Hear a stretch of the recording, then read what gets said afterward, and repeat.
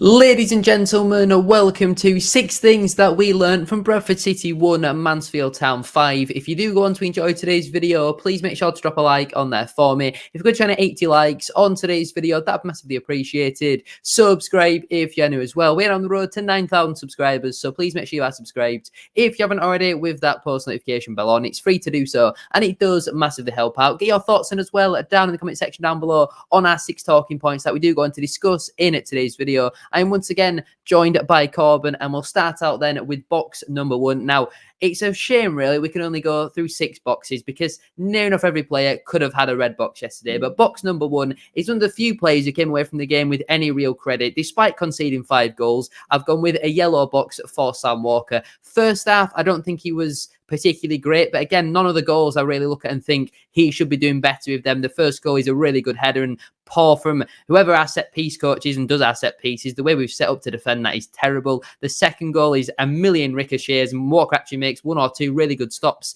in that time. The third one is just a good finish from Lydon. The fourth one takes a deflection, and the fifth one, Walker actually makes a good original save. But not just that, he made another 2, 3, 4 really good saves in the game. A couple to deny Will Swan in that second half to stop the game from being really embarrassing. We've conceded 5 goals at home, and the fact your goalkeeper is arguably your man of the match tells you everything you need to know. Defensively, we were an absolute shambles, and Sam Walker has to get credited a little bit because he did make some good saves, especially in that second half, to keep the scoreline a little bit respectable when it looked like certain players had given up. And Mansfield, don't get me wrong, they're a very good side, and they were carving us open at times far too easily. But Walker certainly made it a little bit less embarrassing with making some really good saves. So I can't give him a green box. He's conceded 5 goals, but it would be very harsh to give him a red, considering that he did make a load of really good saves, especially in that second half. I'd agree. I think obviously the saves he did make, I do feel like the majority I'd expect him to. If he didn't, there's something wrong with him. But he did keep it respectable. It could have gone to maybe even 10. You know, every time they went forward, they did look like scoring. It goes to show shambolic our midfield and defensive lines were, and how easy we were to get through. I thought his distribution was shocking, to be honest, because every time he gets it, it's a first time move and it goes straight flat down the middle of the park and straight to the opposition players most of the time. You know, it's not like it's a paw. It doesn't even take a touch. So that's something I wouldn't say he needs to improve on, but it's just something that, you know, is a fault of his game. But he's a good goalkeeper, you know, most of the time. For like you said, the goals were conceded. There wasn't an awful lot he could have done. And the majority of the time, he does keep the ball at the back of the net. Last month, he didn't concede a league goal. So it's fairly steady. But yeah, like you said, probably the best of a bad bunch. Yeah, I would definitely agree with that. I'll move on then to box number 2. I have gone with a red box for Liam Rideout. Despite only being on the pitch for 20-25 minutes, he was then subbed off in the first half. I felt a little bit sorry for him, to be honest with you. We're going to get onto Graham Alexander later on in the video, because while Liam Rideout was very poor, only making the one change, considering how bad so many players were in that first half, I thought was quite cowardly, if I'm honest with you. And Rideout, as we all know, wasn't really good enough last season, has been nowhere near good enough this season. And for some reason, we gave him a new deal in the summer. I never really understood that. And he's now getting picked week in, week out, because we got 4 of our senior, 3 currently of our senior centre-halves unavailable. It'll be 4 going into next week, potentially, if we don't really know what's going on with Sam Stubbs. His protocol for the concussion, I don't really understand what's going on there. Matty Platt's hamstring injury seems to be taking longer and longer. Obviously, JT's away on international duty as well. So Rideout will probably end up starting next week. I mean, Dano Ugoke came on at centre-half in the back 4 for like the last 10 minutes. That was absolutely mind-boggling. That's another position that he's now played for us. I think that's his 6th different position that he has played for us. But Liam Rideout for that third goal, really poor. The ball gets played up over onto his side. He loses the header far too easily, and then his man just spins away from him. And obviously, then they play it one, and then they play it once more over to Lydon. And Gilead is absolutely nowhere to be seen. And Rideout, as we've known for a long time, he's simply not good enough to be playing for Bradford City yet. At the moment, he's kind of having to get picked because we've not really got anyone else available. But now we know that the playoffs are definitely done. There is no chance we'll be getting the playoffs this season. Not when we're going to be performing like that every single week. The last 2 games have been absolutely pathetic. And I'd just like us to see some of the younger lads get a go now. Why should Noah Wadsworth not get an opportunity when Liam Rideout has proven time after time that he is nowhere near good enough to play for Bradford City? Why not give some of the young lads a game? So, yeah, despite only playing 25 minutes yesterday, he was absolutely terrible. So many of them were massively disappointing, but Liam Rideout was a standout for me. How you can only play 25 minutes and be that bad is almost laughable, to be honest with you. But yeah, he definitely deserves a red box because he was shocking. Yeah, he absolutely will. And I agree. Yeah, there's a bit of sympathy to a degree on a human level. Getting dragged off after 20 minutes and being the scapegoat is not nice to see. But, we changed the shape. And if there were someone you were going to bring off as well for professionalism, I suppose, if you can call that, with Rideout, his experience is probably the most likely not to take it as personal as you're doing it to a Kelly or a Tompkinson. But it was also performance based because he was absolutely abysmal. Like you say, for the goal where he got sort of turned on down his side, you've got the corner, the free kick, so if it came in, Richards is basically marking Flint, but there's no communication there. He gets absolutely lost, and then Ryder ends up picking Flint up and loses Cargill. That's inexcusable. You can't leave 6 foot summer, big centre back / left back, if you like, charging on the back post. Absolutely shocking. He gets exposed every time he plays because of his lack of pace. He's nowhere near the level. And like you say, it's an absolute joke that he got a contract extension in the summer and is probably one of our longest serving players. And I can't really think of a game where I've gone, you know what, he had a good game there right now, because he's absolutely shocking. And I cannot understand how he's been at the League Two level for the amount of seasons he has. Like you said, the centre back crisis is concerning, but we're having to play him in centre back, week in, week out, and we're relying on him because we thought Ash Taylor were bad. This is absolutely, where's the levels when you're going to ride out in centre back? So, like I say, it's at that time now where you probably go, yeah, let's give Wadsworth a couple of games with week old draw. Will that mean he's going to find his way back in the team? I'd rather see them than Oyagorki on loan, who's not going to do anything for us at any point now. Yeah, and the frustrating thing is that Liam Rydag has proven time and time again, week after week, whenever he has played, he's let us down for the large part, and he does get exposed. And I don't really feel like any of the goals you can just say it's your fault and no one else's, but he has a big part to play in a lot of them. And you look at that back three of JT, Platt and Kelly, the only player that has changed and been brought in is Liam Rydag, who's coming from Matty Platt, and that drop off in quality is massively significant. And like we've mentioned many a times this season, probably in the past as well, he's just nowhere near good enough. I feel like under the first season, under Derek Adams, he wasn't awful. He was one of our better players, but again, we finished in the bottom half of the League Two campaign, so we can't really praise him too much. And yeah, again, yesterday, really, really poor. But we'll move on then to the third box of today's video. It's a yellow box for Andy Cook. Again, we're going to get on to Graham Alexander at the end of today's video, but why on earth Andy Cook was not starting yesterday was baffling, considering we were trying to play long ball up to Tyler Smith, who is 5'6", up against big 16-foot tall Aidan Flint, and his partner in Lewis Brunt is not much smaller than him. The game plan was never going to work, so we might as well have had a bit of physicality on there, and especially with Andy Cook's goal record against former clubs, and he proved it when he came on off the bench. A really good ball in from Harry Chapman. I don't know what their defenders are doing. They kind of leave it for each other, and Cook, with a real striker's instinctive finish, gets in between them both and just pokes it in. And I felt really, really sorry for him. It looked like when the players were originally coming out, someone seemed to ask him, why are you on the bench? And he kind of just turned around and went, like, he didn't really seem to understand it, and none of the fans did. You look at that team. Brad Halliday, your player of the season, arguably dropped to the bench. Andy Cook, your biggest goal threat, dropped for Tyler Smith. I mean, that alone is absolutely criminal. And Cook proved when he came on why he should have been starting. He scored the goal. He's a bit of a threat as well. I think the first 3 or 4 times he had the ball, he actually gave it away because the Mansfield fans were getting in his head a little bit. He was probably frustrated, angry, coming onto the pitch. You're 4-0 down, and now your manager's decided that you might as well come on and get some minutes because you're never going to save the game, especially against top of the league, against a very, very good Mansfield side. I feel like normally the abuse and that sort of stuff from kickoff, it riles him up and that really gets him up for the game. But when he's already frustrated and probably disappointed that he's not in the starting 11, then we're 4-0 down at halftime, and he's eventually brought on I think around the hour mark or something like that. Then he's getting more and more abuse from the Mansfield fans, and I still don't understand really why their fans hate him so much, but at least he's carried on his goal record against them. I think he scored in the last 4 fixtures against them now, which is an incredible record, honestly. And yeah, he's someone who deserves a little bit of credit for yesterday because, while his first couple of touches were pretty poor, he scored the goal, he went until the end, and I massively understand his frustrations because Andy Cook is clearly someone who cares and he wants the best for Bradford City. And yesterday, I do feel a little bit sorry for him. So that's why it's a yellow box. Great for him to get another goal. He's closing in on that 20-goal mark now, which is obviously positive for him on a personal level. But the fact that we could have a striker finish on 20 goals and not even finish in the top half this season is absolutely pathetic. But yeah, yellow box for Andy Cook.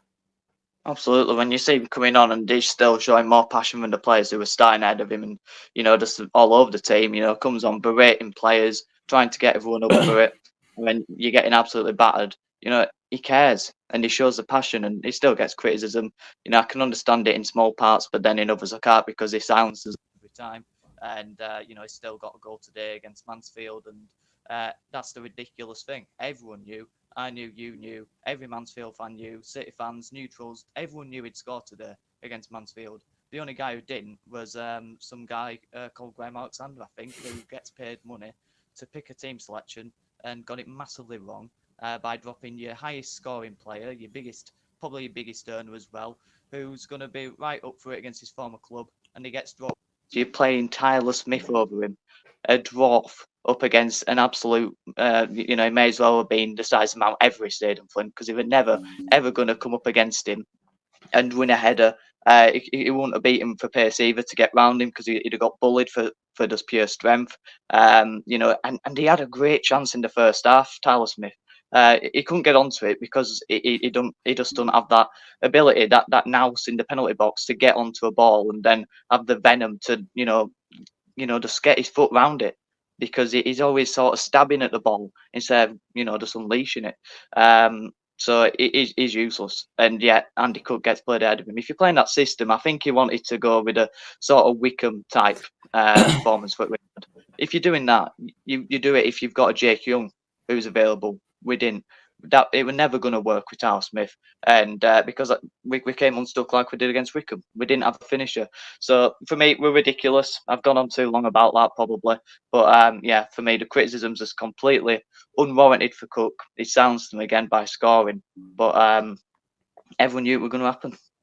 Yeah, it's inevitable. Andy Cook scoring against his former clubs is inevitable, especially Mansfield Town. They're probably top of his hit list for most goals that he scored against when he's been at another side and obviously against clubs that he has previously played for. But we'll move on then to the fourth box of today's video. It's a rare red box for Alex Gilead. Now, I know he's playing out slightly out of position again, but he was terrible, absolutely all over the place defensively. And again, we come back to Graham Alexander, a really, really baffling team selection to shove Alex Gilead out to right wing back when you've got Brad Halliday and Daniel Ugoke both on the bench. Ugoke was brought in to be the main man at right wing back. Brad Halliday has been the player of the season this year, and we've put a central midfielder, former winger, at right wing back against top of the league. This was not the game to be experimenting in. I really, really did not understand it, and he got caught out on a number of occasions all over the place, and so disappointing. I mean, the second goal, I think Quinn has a shot originally, and then it comes back to him. He shoots again, it hits the post, and then it's Gilead's man, Cargill, at the back post, who then gets the next shot in, and Gilead is nowhere to be seen. He's in the middle of the penalty area. He completely loses his man. Obviously, Walker saves that, and then I think they have another shot, which is blocked, and eventually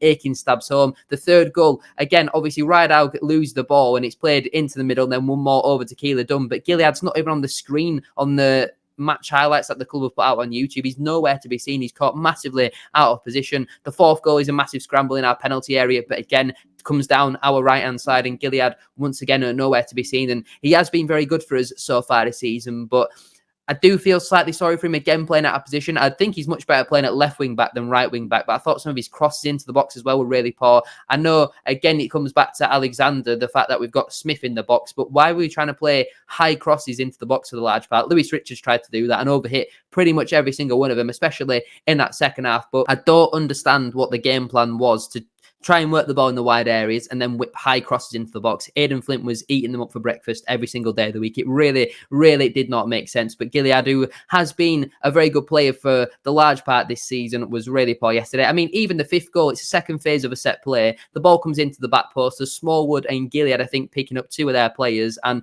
they both kind of just leave it. I think it is more Smallwood's man, but Gilead is still involved with it, and he had a really, really poor game yesterday, which is a rare mistake. And if so many players are going to have an off day, at least it's against top of the league. But yeah, massively disappointing. And Gilead, I feel like, probably deserves a red box. I don't think he's had one so far this season, but yesterday I thought it was terrible. So that's why he's got one this week.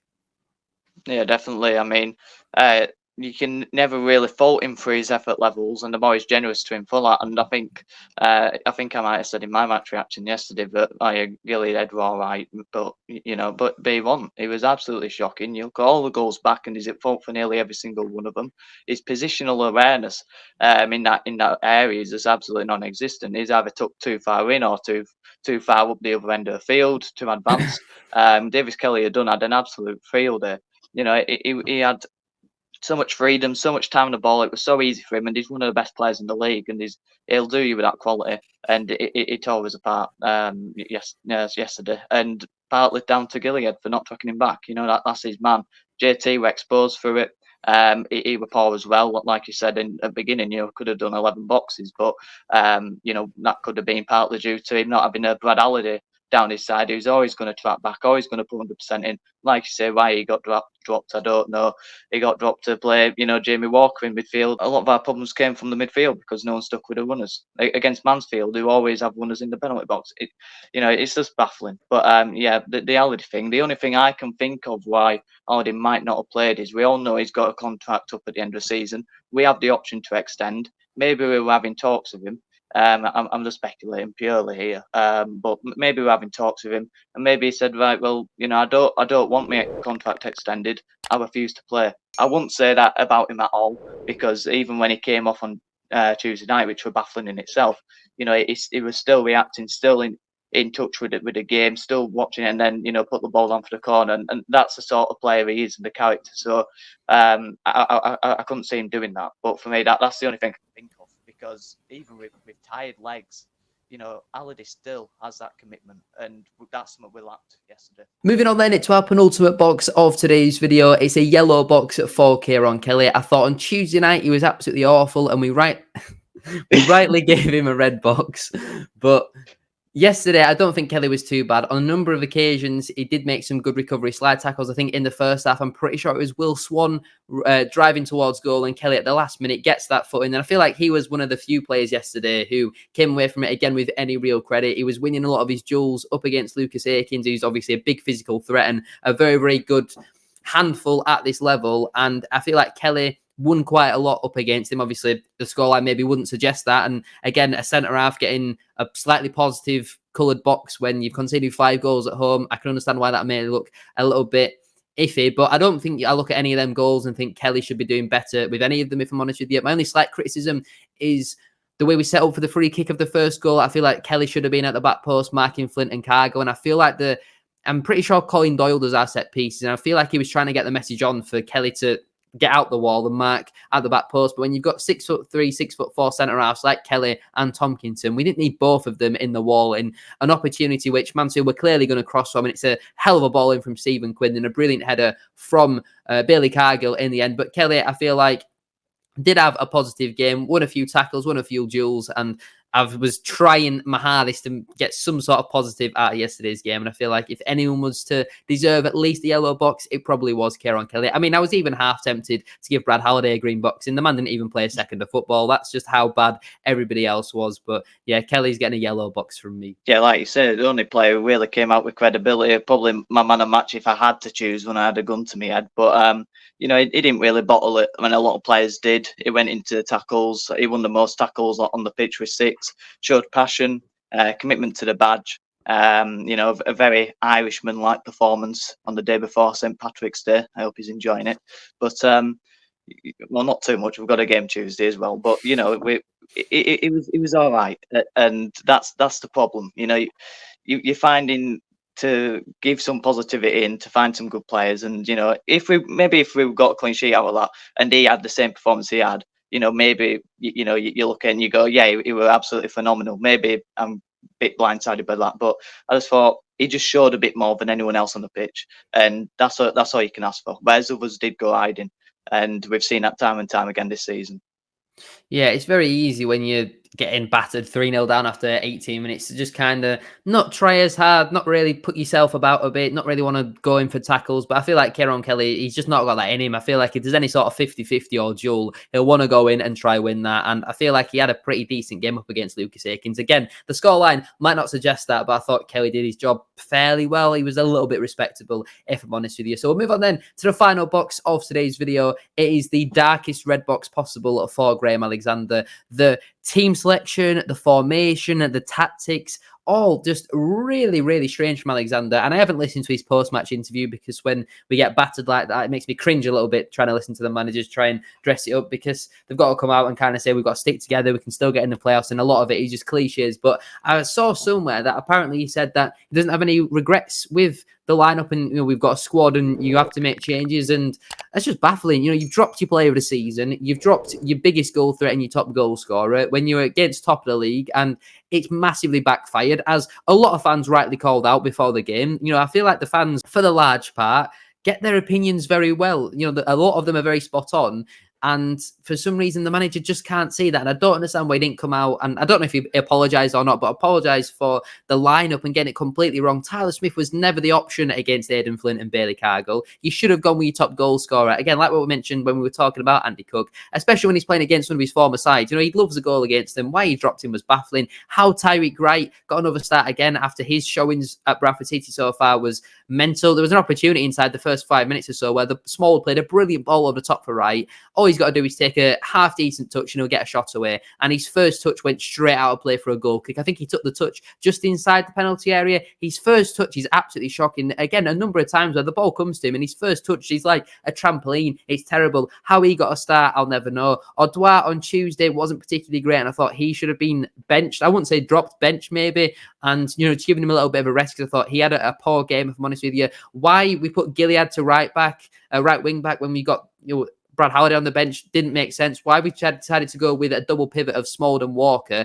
against their 4 midfielders, that was never ever going to work. I mentioned it in my match preview. We had to play a 3-5-2, a 3-1-4-2, and have an extra man in the centre of midfield and go with 2 strikers if we were going to beat Mansfield, because they are a very good side. They're very good at what they do. They play a diamond. They've got, normally it's Louis Reed at the base, Davies Keeler done in the 10, and then it can be an Ollie Clark, a Stephen Quinn, a Ram Boateng, and an Aaron Lewis. They've got a lot of players you can play in their positions. Their squad depth is exceptional, if I'm honest with you. I think they've got probably the best squad in the league in terms of pound for pound and the amount of talent in their squad. We had to have an extra player in the centre of midfield, and to put such a misbalance in Smallwood and Walker next to each other, I didn't really understand. Obviously, after 20-25 minutes or so, we changed it. We brought McDonald on, went to a 4-2-3-1. I don't really think that changed it all too much. McDonald had some nice touches at times, to be fair. Maybe unlucky not to get a yellow box. I thought he kept the ball well, kept it nice and tidy, and was trying to play, but it just didn't really happen for us yesterday. And again, the lineup was poor, the tactics were poor, and the fact Alexander didn't come out and take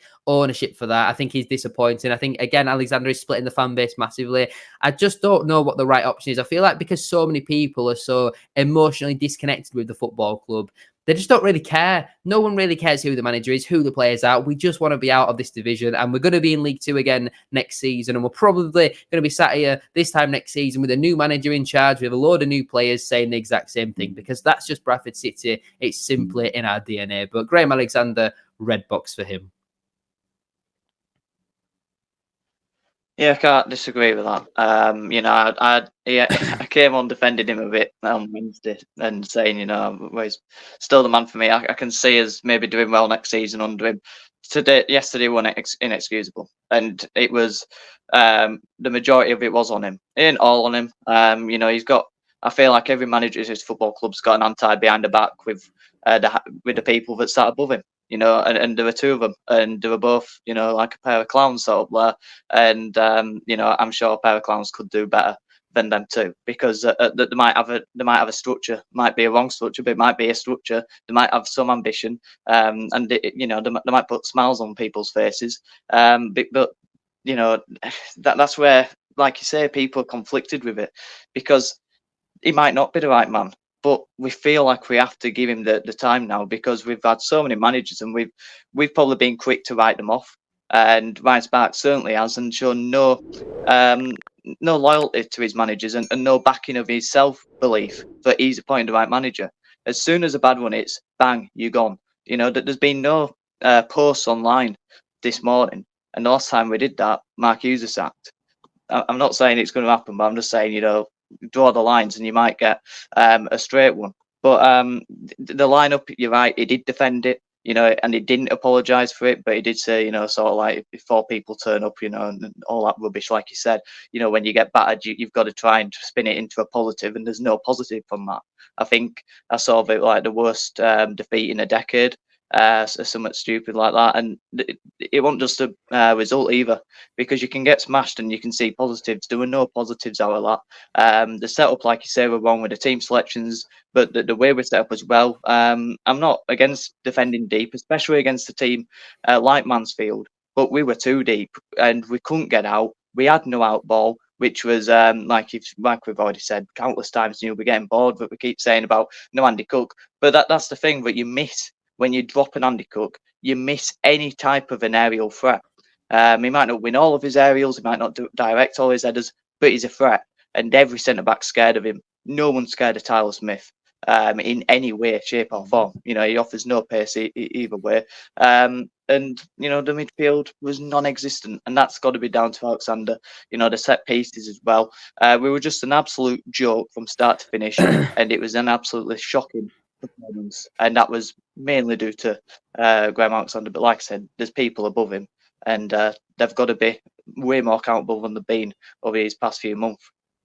Yeah, and one thing I want to touch on as well is we simply just can't complain about the pitch anymore, because Mansfield played some absolutely exceptional football at times yesterday. The way they cut through us with some beautiful one-touch passing, there were 3, 4, 5, 6 different players all involved in it. It was, for a neutral, maybe a joy to watch. For me personally, you know, when we're 4-0 down, I couldn't really care less, if we're honest with you. The game's done, we're getting battered. It's kind of just becomes funny, and it was quite enjoyable to watch a team at Valley Parade play really nice football. You know, I feel like that's the sort of football we expected under Mike Hughes, really. And we use the pitch and how poor it is an excuse, but we play on it near enough every single week, or certainly every fortnight. But at the moment, it's basically every 3 days, and the fact we're still not used to playing on it, we don't know what's going to bobble, whereabouts it's going to hold up, where it's going to skid off a little bit. It's really, really strange. And obviously, a major talking point from yesterday was Stefan Rupp was in attendance. I think that's one of his first games of the season. I can't remember off the top of my head, but it's been a while since we've seen him at Valley Parade. And when goal number 2 goes in, you know, fans start directing their frustration towards him. When goal number 3 goes in, goodness me, pretty much everyone in the main stand where I sit was turning around, giving him all sorts of criticism, you know, waving money around at him, telling him to spend some. And there's a guy that's kind of gone, I wouldn't say viral, but it's doing the rounds around, you know, the Bradford City hashtag and all that sort of stuff, because he was telling Rupp to spend some money, and at halftime went over and spoke to him. He was only about 5 or 6 rows in front of me, and I'm pretty sure he did a thread on Twitter. One of the main things that I took away from it was, I think we had a £2.3 million budget this season, and Rupp invested himself personally an extra £500,000 to be a little bit more competitive. But because we've sacked Mark Hughes, that budget then isn't as high. I didn't really understand where he was going with that, but if it's true that Rupp is investing money into the playing budget, then why is no one coming out and saying this? We're clearly not being as self-sustainable as what we're claiming. Obviously, we know the season ticket prices are going up, and we expect there to be around an extra £500,000 generated in revenue. But